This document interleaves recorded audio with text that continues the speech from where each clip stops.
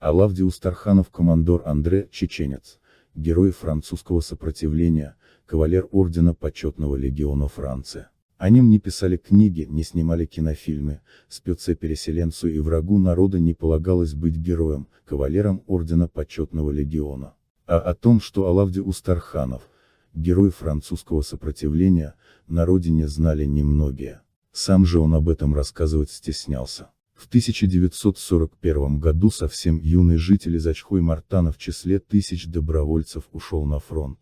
Тогда никто не мог знать, что через несколько лет его имя узнает вся Европа, и на многие годы предаст забвению Родина.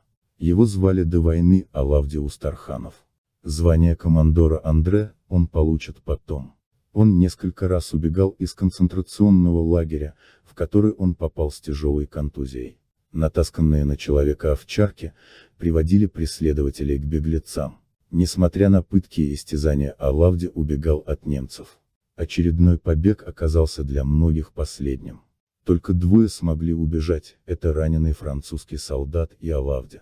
Алавди шел все дальше и дальше, пытаясь добраться до горной гряды, где было бы легче скрыть следы и оторваться от преследования. Он нес на себе раненого товарища, который слабел день ото дня.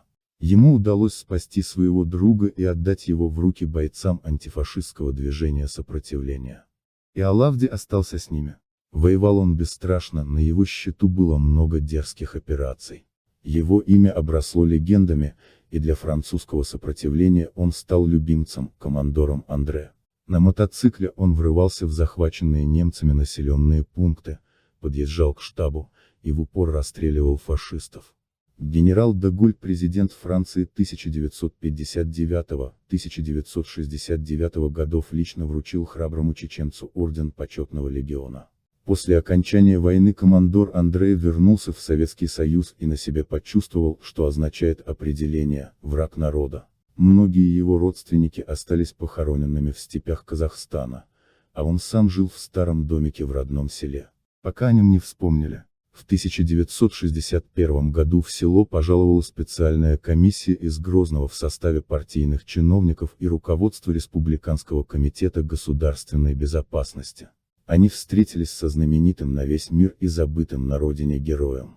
И начался ремонт его дома, облагораживание территории, а также и асфальтирование близлежащей дороги. Всем стало интересно, что же это такое, а причину узнали скоро. Незадолго до этого генерал де Голль на встрече в Париже с Никитой Хрущевым спросил, как поживает легендарный командор Андре.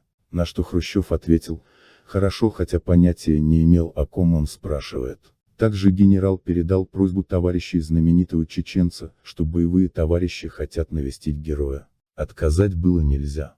Вот и пошли такие разительные перемены в жизни Алавди. И вот борцы французского движения сопротивления приехали в гости к другу, и подарили ему новый мотоцикл, той марки, на которой Андре ездил на боевые задания. Французы пригласили боевого товарища к себе, когда он провожал их до Грозного. Только вот на обратном пути, переезжая через речку Фортангу, его мотоцикл упал с моста. По официальной версии, Алавди, придавленный мотоциклом, не смог выбраться из воды. А самое трагичное, глубина воды в речке меньше метра. И власти в Кремле руками КГБ устроили аварию, столкнули с моста и добили героя Франции. Чего боялись его убийцы? О чем мог рассказать чеченец в Париже? Может быть, о том, как Родина встречала его, легендарного героя, ссылкой, допросами и забвением. Вот так всегда русские не прощают дружбу с собой, великодержавные шовинисты-убийцы.